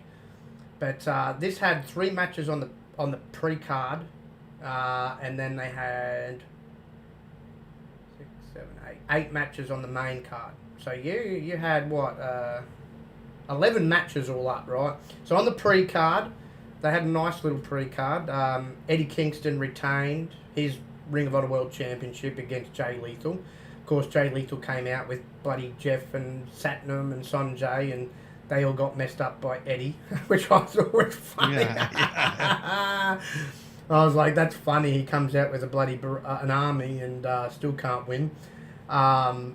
Good little match to kick off the night. The crowd sort of got right into that because Eddie Kingston, man, he knows how to get the crowd involved because his character really is just like a regular guy. So I think most people can relate to him. Then, of course, Claudio had a really good match with Buddy Matthews in a submission match. He tapped Buddy out. And MJF and Samoa Joe actually surprisingly worked very well together to retain the Ring of Honor Tag Team Championships against the Guns. Again, it ended by submission. And that's where things got interesting at the end of the match because the Guns attacked Max, messed his knee up really bad storyline-wise, and he was taken in an ambulance away from the arena, and he was screaming at Adam Cole, would you believe? Don't let him take me title, don't let him take me title at the top of the show. Then Tony Schiavone comes out, asked Jay White to come out, obviously because Jay White's still got the belt. Initially they cancelled the match. Adam Cole's music, out he hobbles on crutches in his moon boot. Anybody that knows, he only just had surgery like 3 weeks ago, right? Yeah. And he turns around and goes, "Oh, I'm gonna wrestle," and I've got approved from Tony Khan. So initially, the match for the main event was going to be Adam Cole defending MJF's championship for him on one leg, mind you, against Jay White, and that later changed as we get down the card here. But kick things off, we had the six-man tag match. You missed a really good one here. Sting, Darby, and the Rated R Superstar with the Nature Boy versus Christian, Luchasaurus, and Nick Wayne. The baby faces obviously came on top. Flair got involved on the outside, started chopping Christian. He was chopping the crap out of him too, and then of course Christian low-blowed him. But the Nature Boy still got it when it comes to these chops. He might not be able to wrestle in that ring, but boy can he still light your chest up with his chops. He always has. A good match to start it off.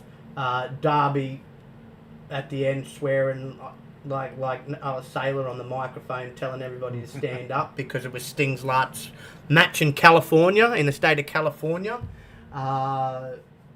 And they all put in a fantastic matchup. The ending was really cool because everybody hit their finishing moves. So you had, Sting dropped someone with the Scorpion Death Drop. Adam followed it up with a spear. Darby did the coffin drop. Great way to finish it. Then, of course, we had the International Championship defended. Orange Cassidy defending against and defeating Jon Moxley. And boy, did they end this match superbly, man. It took... How many goddamn orange punches did he do? More than 5, I think. More than 5. He knocked Moxley stupid, and then finished it up with his finisher, which is the first time, mind you, too, that Orange Cassidy in a one-on-one match has defeated Jon Moxley. So he got that monkey off his back. Then we had our first title change of the evening. Which I didn't like to see, but it happened.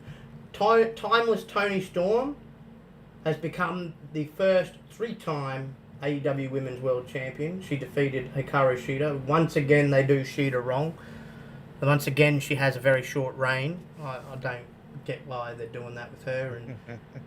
But look, I had a feeling when they started doing this black and white movie star thing with Toni Storm that it was going to lead to somewhere, and here we are.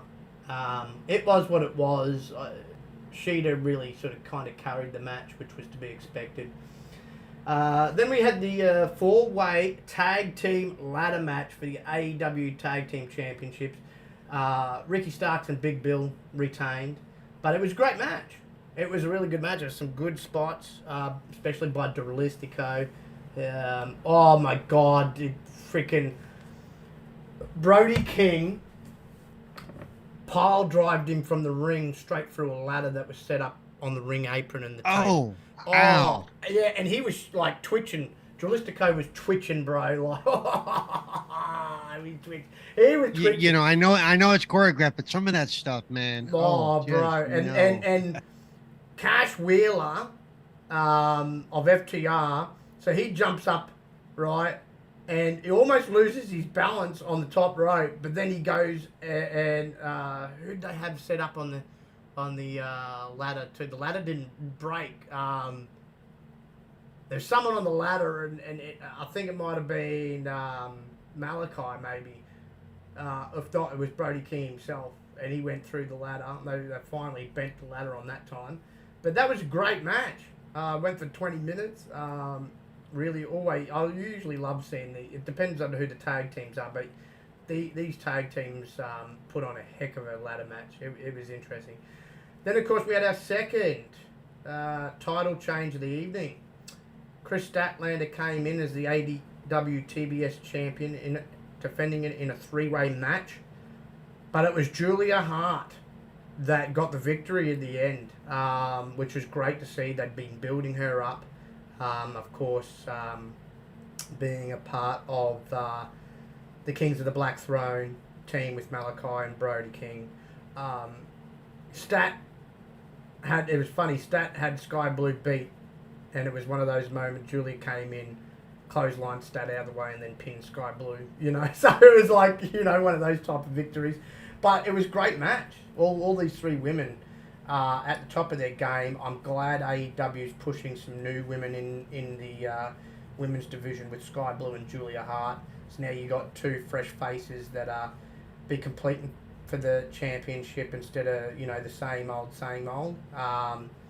And it was great. Statlander had been a good TBS champion since she beat Jade for it, and hopefully they give Julia Hart a good run. It was time for another heel to have it, and she's done her best work in the company since she turned heel, and darker character obviously, and Sky Blue also is since being sprayed in the face by Julia a few weeks back, she's taking this darker. She's a tweener, I'd say, and she's not her babyface usual self. She even came and took her backwards cap off and squished it and put a crown on her head as she came out during her entrance with new music, darker music. So she's taking on a bit of a darker role, but I wouldn't say she's gone heel yet. It's more of a tweener character, so interesting. I love how AEW does a lot of tweener characters. It's that sort of walks that tightrope of and line of babyface and heel. This match now, I've seen a bunch of children, weak children on the X app, screaming and yelling about this Hangman Page Swerve Strickland match. Oh, it was too violent. Oh, there's too much blood. Oh, Hangman, what is he, a vampire? He's drinking his blood. Like, no. For starters, it's a Texas death match, folks. Right? Get over it, right? This was as brutal of match as I have seen in a long time. It took me back to the old days of CZW and the original ECW. Like, these two men bled like, as JR would say, bleeding like a stuffed pig. Like, he bleeding like a stuffed pig, right? This was brutal. Absolutely brutal. And these two told a heck of a story because, this thing between them got personal. They took it, for a story-wise, took it to a personal level. They'd involved their families. Swerve entered Hangman's house, was checking out his kids' stuff, right? Well, during the match, Hangman got a picture that was drawn by Hangman's young son and stapled it to the cheek of Swerve and then ripped it off. Then got the staple gun and kept stapling Swerve, man. Went underneath him as Swerve was bending over, and Swerve's blood dripped into his mouth, and he spat it out Triple H style. These two just got nasty. It was arguably, in my opinion, the match of the night. It was brutal, man. And the negativity. You know, if Mick Foley's sitting at home going, "That's how you do it." Yeah, that's how you. There was people, and I had to mention this, right? There was people sitting there go, "Oh, this was disgusting. Oh, him drinking his blood." Well, for starters, they wouldn't have done the spot, right? If one of those two had a blood disease or something like that, I can tell you that right now. They're obviously both clean, both disease free. Otherwise, they wouldn't have done that spot. And two, I think most of the people complaining online are obviously young fans, because that ain't the first time I've seen someone drink someone's blood in a wrestling ring. No. Right? Who was it back in the day? I think Jerry Lynn, who actually works for AEW backstage, did it in ECW, right? I think it might have been in a match with Rob Van Dam. New Jack did it in ECW. You had back in the day during the Attitude Era, I just forget who, but there was a few in WWE, and they'd wipe the person's blood all over them, or they'd, lick their fingers or something like that. It's all the same stuff anyway, right? I think it added to it. It really did, because it's like took Hangman to a different light. I was like, damn, I mean, I knew the man could go, but damn, he's vicious. Added a new layer to his character. Swerve got the victory, which I was happy to see. I think he needs to be pushed to the moon. I've said for the longest time, this man is one of the top 5 talent in AEW. He really is. He can go on the ring, he can talk on a microphone, he can tell a story. But these two guys told a hell of a story in this match. And it culminated in a bloodbath. You know, as I said, they both got personal with each other's families. Like the collision before the pay-per-view, Hangman and him were in the ring. It was a collision or Dynamite. And he was telling, this is how personal they got. He's sitting there to swear, I don't know what you're talking about. Don't know why you're entering my house, brother, when you can't even keep your own house in order, your wife leaving you, your kids don't want to see you, it got personal, man, and they brought the best out in each other. And even Prince Nana, man, got... he got messed up, bro. He got messed up. He got put through a table. They pulled out all the stops. They really did. The next match was the Golden Jets. Jericho and Kenny Omega defeating the Young Bucks. And since the Golden Jets won, they now get the Young Bucks AEW World Tag Team Championship opportunity. Had the Young Bucks won, the Golden Jets would have had to disband as a team. Great match. All 4 of these guys are phenomenal in the ring. We know what they can do. Young Bucks are a spot machine, as I like to say. And I think after what I've seen at the end of this match, how they reacted to the loss, they'll be turning heel again, because they carried on like spoiled little freaking children. That Kenny called them a bunch of kids, and that they were chucking things around and tearing things up. They called Kenny some words and carrying on like a child being told off and scolded. But it was a good tag team match. And then of course, as I said, after a great pay-per-view, we get, and AEW doesn't usually do this, we get let down by the main event. The main event, well, for starters, Jay White proved that he's not a main eventer, he's nothing but a mid-card talent. Might have been a main eventer in New Japan, but that's because they only care about wrestling over there and not storytelling. This guy is as bland and boring as a white piece of paper. He did nothing in this match. Adam Cole was going to start the match, and then MJF had that coup. Again, he likes doing taking things back to some stuff from the Attitude Era. He comes down driving an ambulance, Stone Cold Steve Austin like. And at the moment they're kind of doing the whole thing with him very John Cena-esque, like, you can mess me up, break me arm, twist me leg, bang me leg, and I'll fight through all the pain and the injuries, and which I think, again, for him it adds new layer. He came down, I believe that he carried the match, and he really played into his injury. Like, he had a really bad leg. He had it, all taped up and everything. But the match was not that great outside MJF being in it. I think it just kind of went through the motions. There was no good storytelling here. I don't even think that really the storytelling leading up to it was that great outside of MJF stuff. Jay White just never came across as a legitimate lethal threat, in my opinion. And the biggest part of this whole storyline was not even used. No Devil's people, like, I was expecting them to come out, even after the match, beat the crap out of MJF, unveil themselves, like, which, mind you, while I'm on the subject, the people we see week to week at the moment, playing whoever's under the devil mask as well as the other schema, they are going to be the people that will be unveiled. It's not one of those cases where they've got somebody just playing it right now, but it's going to be someone different. The people under all the masks and the devil is going to be the people who gets unveiled. I'd love one or two people to be unveiled as the devil. I want it either to be one of 2 incoming wrestlers, and I do know that they're coming in. It's just a matter of... And see, AEW could get away with this, right, because they're not showing their faces, right? So people thought that the big signing, as we well know, wasn't going to be Will Ospreay. They thought it was going to be Dolph Ziggler, but he's still under a 90-day clause, all right?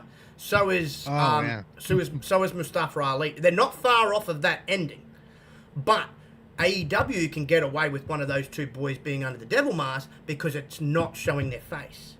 So you Right, don't know I was who just going to say, right? if they can't identify them, they can't, Right, exactly. So that's a loophole. Both of them fit the build because we know it's a smaller build than MJF, right? So we know it's a smaller guy. I want one of them two to be unveiled as the Devilman. You know, I do think though that's who I want.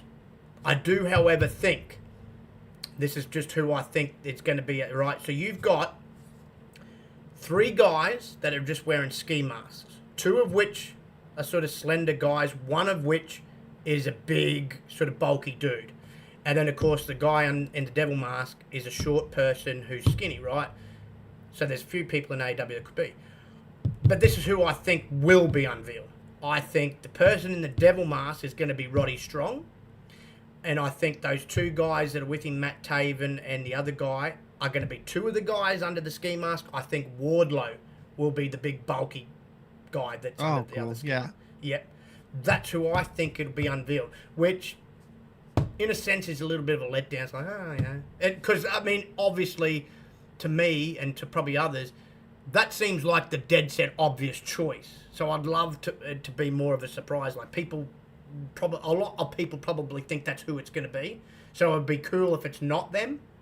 And it's, other people, like, as I said, a superstar coming in, like a Dolph or a Mustafa Ali.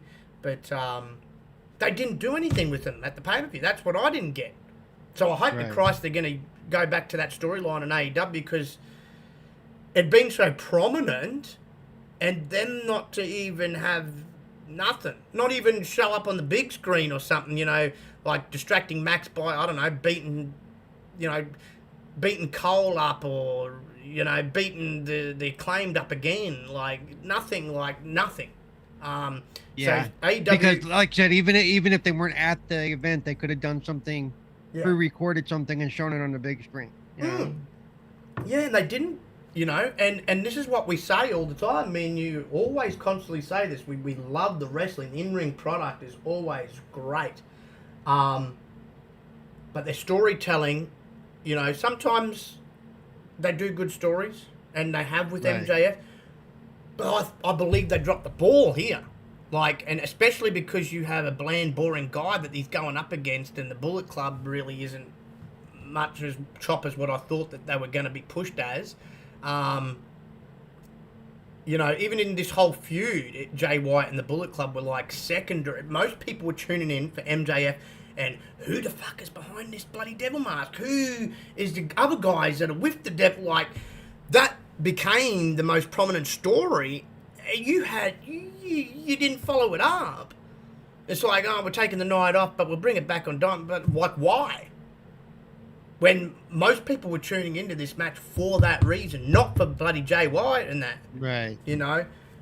So once again, they dropped the ball. And this is kind of sad that a lot of times they drop the ball at the pay-per-view. Yeah. But this is a first for them. They have this great pay-per-view, and it was pretty decent. Maybe not as good as their last couple, but I still would have given it a solid 7. I could have pushed it to an 8 if the main event, one in ring, was better than what it was. It really wasn't the greatest match. We've seen MJF in better matches. And I was surprised because I know, as I said, Jay White may not be the most entertaining guy on a microphone, but I do know he's really good in the ring. And he even seemed off, and so not just the in-ring match, but the storytelling was just not there, and the odd way that they went about it, they mess MJA goes, Adam Cole, no one believed Adam Cole was going to wrestle the damn match. I mean, Taz kept the win. How's he going to do it? He's on one leg. What's this? What's he going to do? What's this guy? I didn't get that. Me personally, I would have got them more if they had said right. And this would have been better storytelling and would have added to it, considering Max shook his hand and asked for his help, and therefore, which we'll talk about Samoa Joe, and Samoa Joe said, if you accept this and I help you in the tag match, you give me another shot at the top, right? Which he's got. He's next in line for a title shot now because of all this, right? that would have played out better if you had Joe be the man to step in from a story point of view, right? Yeah. Still have then MJF coming down, and whether it at the start of the match and saying, "Hey Joe, we don't need you now," or coming in halfway through and saying, "Well, this is technically my match. You were just filling in for me. I can still go," and would have added more intrigue and everything to it. But they didn't even do that. Like, Adam Cole is not going to be in a wrestling ring for some time. As I said, he only recently just had his ankle in that surgically repaired. So I didn't get why they went this route, and I was disappointed with it. It just made not a lick of sense at all. But other than that, a few things, other things I want to add from this pay-per-view, so that I loved and that I hated, or that I disliked. So I loved Edge and Christian's slow burn. I love the way that they're building to this, right? And I've been off and on with this feud. Like, I've been in it, and then I've been sort of away from, because they've sort of been, one week they've got it right, next week they're like, oh, what are you doing here? Next week they've got it back on track kind of thing. So it's been off and on. But I do have to give credit where credit's due. After weeks of promos centered around Copeland refusing to fight his old friend Christian, obviously they finally, from a story point, goaded Copeland into fighting him, obviously in a 6-man match though. And they basically, it was funny until like towards the end, they basically never touched each other. So that added to this story, right? Because, of their long-term friendship. Not only does the move basically reinforce Christian's status as a cowardly heel, hiding behind his bravado and obviously his henchmen, it's a very natural way of extending the Copeland-Christian feud, past the Darby Allin and Sting of it all. So those two had to be in this match purely by, virtue of how Wrestle Dream went down and how Copeland was even brought into AEW. But now that the pay-per-view is over, Full Gear, Allin and Sting can obviously move on to the next leg of Sting's retirement tour and do their thing. And now Copeland and Christian can really start upping their feud to leading to a singles match. Yeah. And I truly believe that there's been some genius booking between these two. And I believe it's Danielson that's doing a lot of the booking for these two. What I didn't like, AEW's referees are still disturbingly blind and or stupid, or that's how they're portrayed, right? So, and it was the only thing I didn't like from the opening match. So,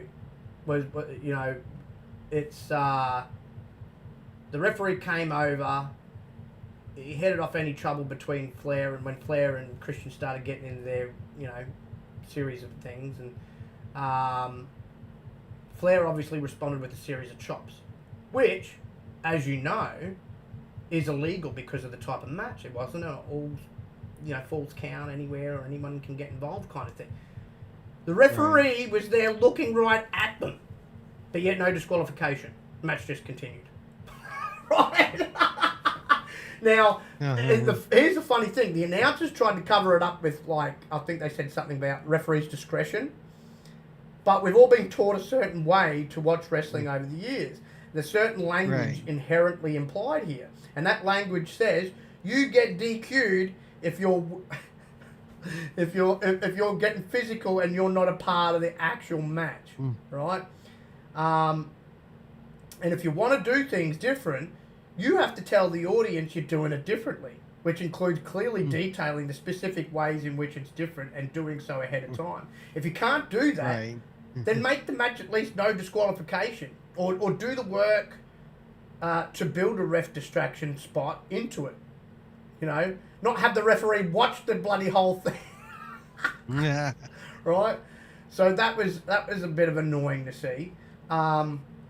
Again, another thing I loved, as I mentioned earlier, I loved seeing Julia Hart finally get her comeuppance and getting the push that she deserves. She's worked very, very hard since they turned her heel into this darker character and teaming her up with the Malachi Black and that group, and I wanted to see a fresh face in the women's title scene.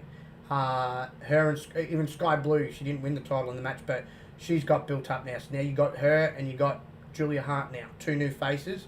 We kept seeing a rotation, even when Jade was in there, with the women that you had Jade, Britt Baker, Statlander, and Sheeta. It was always constantly those 4, and then obviously when Toni Storm came in, she started getting in the mix. And Toni Storm. Right, so now we're starting to get some new faces. This is great for their women's division, because you don't want to just continuously rely on the same, because people will just get bored of it. Oh, why is she constantly in the championship conversation? You know, exactly. Look at, I love Charlotte Flair, but there's a lot of, you know, you talk to a lot of fans. Oh, we're sick of seeing her. She goes away, she comes back, she's automatically in the championship. You know, I know the reason why they're doing that, because hello, her last name, they're trying to build her up as the woman version, the female version of Rick. And she's well on her way to tying her dad, probably overtaking her dad in title wins and reigns. But no, it was great to see both, as I said, 2 new women getting their, getting their time to shine.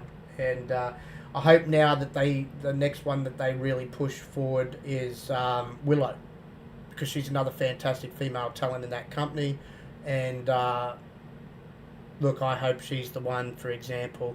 You know, you've got a new TBS Women's Champion now. Willow, I think, needs to be the one to take that Women's Championship off Toni Storm. You don't need to do a long run with Toni Storm, because I don't think she can hold the belt for that long. She's not that entertaining.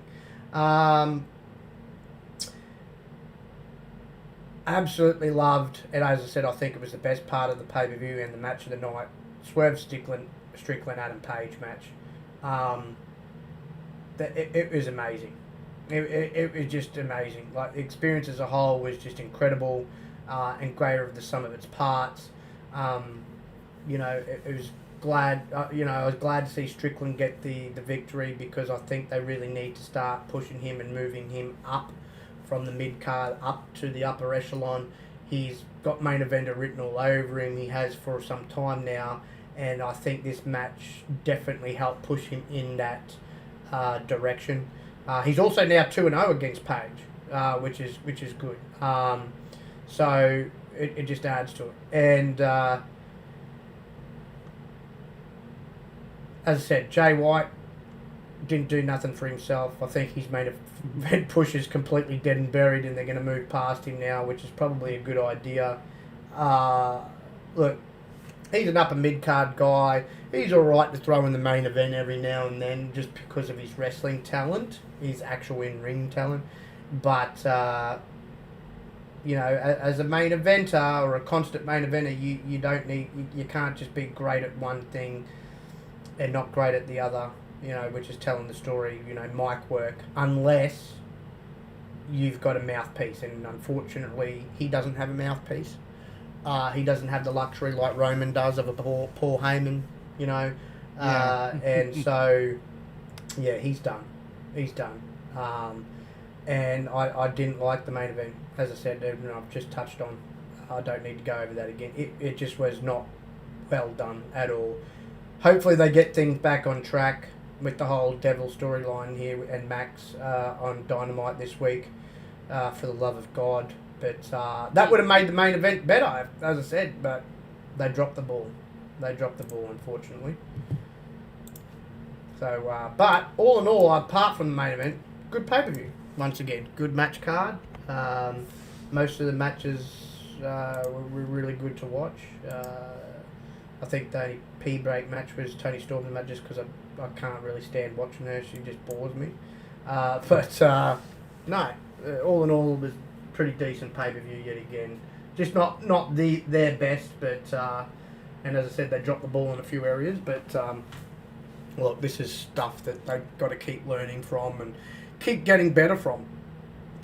Storytelling is something that we've constantly said they need to really improve on. At this stage, I'd be quite comfortable letting Bryan Danielson write the whole shows, because he he knows how to tell a story. And that's quite evident because it's come out every single time now that anytime you do see good story writing and storytelling in AEW, it's because of him. So let him take over creative. You know, this is 2024 is his last year as a full-time wrestler. Let him take over. And creative. like I said, like we've been saying, you know, and Tony will never hear it because he never watches the show, but that he needs to not be like Vince was and not try to control everything. No. You know, trust your talent. Exactly. Look, move him as your head writer because that's where he needs to be once he, you know, hangs this. Well, once he goes to being part-time, he's not fully hanging it up. He's just not going to be a full-time wrestler anymore. He needs to be your head writer because he's probably the best writer you've got right now. You know? Yep. And as I said, any good storytelling in AEW is because of one man. You know, he just knows. He did this in WWE backstage. He was learning from some of the best writers in the business. And, you know, he's the talent that you want writing your stories. And Tony can go and do other things, you know. Tony's good at promoting and doing all that storytelling and writing the story. No, not so much. So. And like I said, all Tony needs to do is give him a list. These are the matches I want to see. Let's get us from here to there over the next 6 months or whatever. This is what I'd like to see. Can you write the stories? You know, and write some good stories. Let him do it. You know, you use some of the guys you've got backstage, like Edge. Edge would be another good one, I reckon, that could do some good storytelling. He was with WWE all the way back from the Attitude Era to obviously before he signed with AEW. He worked, again, with many a great writer, you know, from Paul Heyman to Eric Bischoff to everybody else in between that they've had, Brian Gerwitz, he worked with some of the best writers. He was writing himself as well, like he was doing a bit of what Bryan Danielson was doing. And I think he's another one you need to have in the writing room as well, you know, to help Danielson. But you've got other good talents there too, like the reason why TNA had such good story writing when they first started kicking off was because of, well, not just his father, but Jeff Jarrett as well. You got Jeff Jarrett there. He's only a part-time guy. Get him in there writing stories as well as a writer. Another guy who's got a long history in wrestling. He's worked for nearly every promotion you can think of. Memphis Wrestling, WCW, WWF/WWE, TNA, like, you know. So you got guys there. Use them. You know, utilize them. Utilize their knowledge. Sting, you know.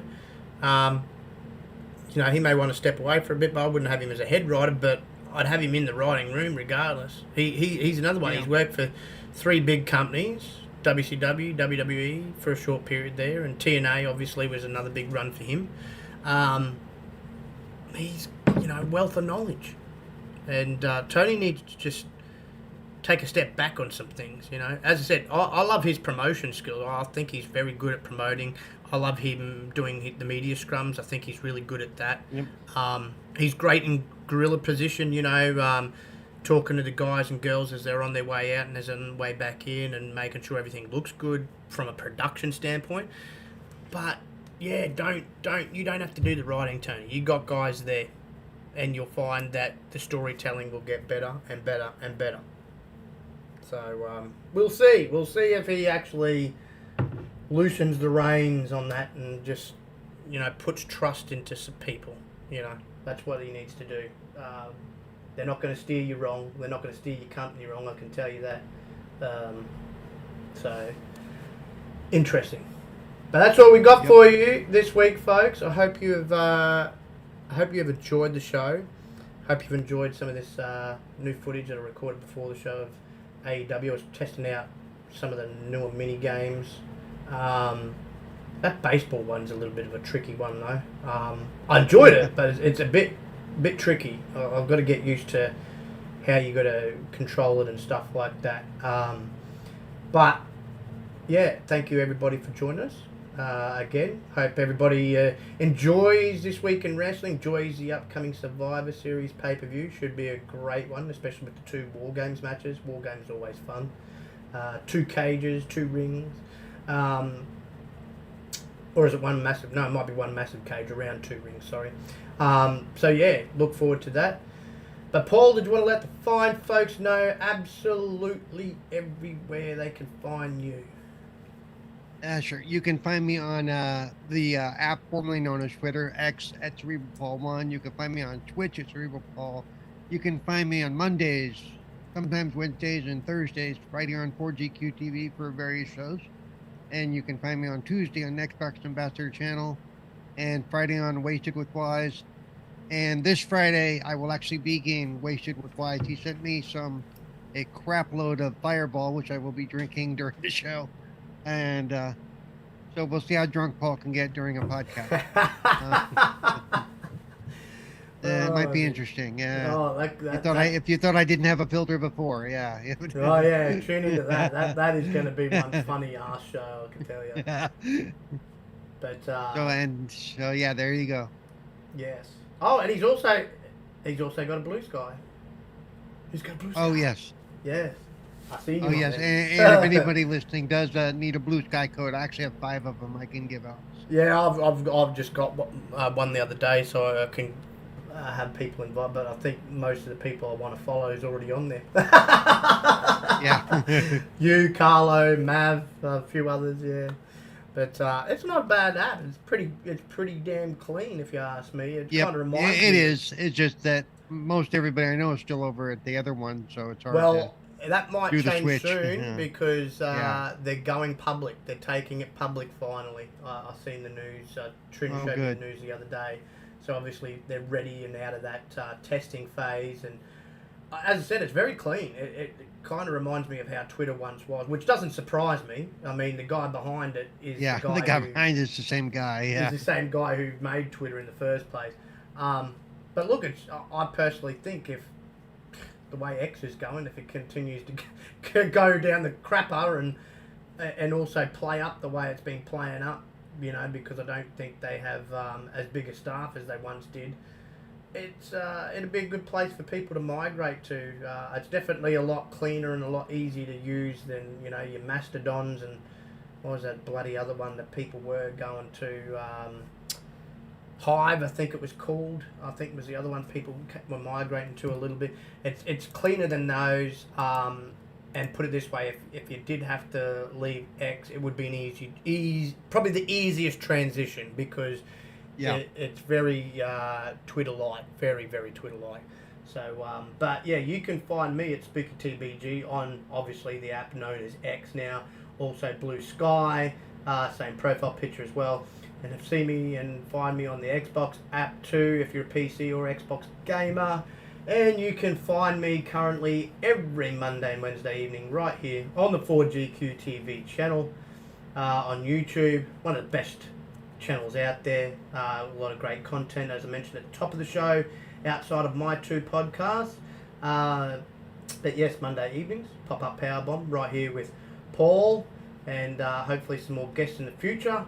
And on Wednesdays, of course, with the backlog bastards, and yes, my backlog is getting bigger and bigger by the bloody week. Good God! Lucky it's in digital form. I'd hate to see if it was in physical form. I think I have it touching the roof. It'd be sky high. But yeah, check us out this coming Wednesday, of course.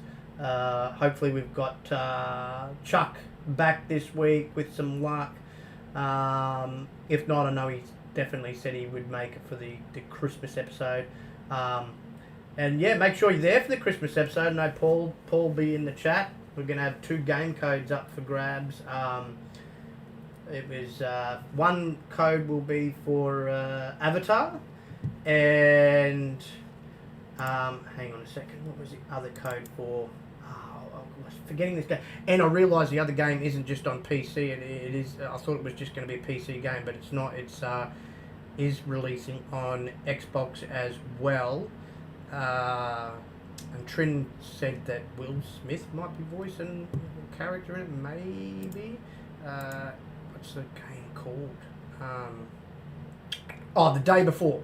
The day before is the other game. Open world, survival, zombies. Looks really good.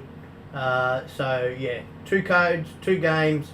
Check it out. That'll be happening on the week of... the week leading into Christmas. So it'll be happening on the 20th of December. Alright, folks.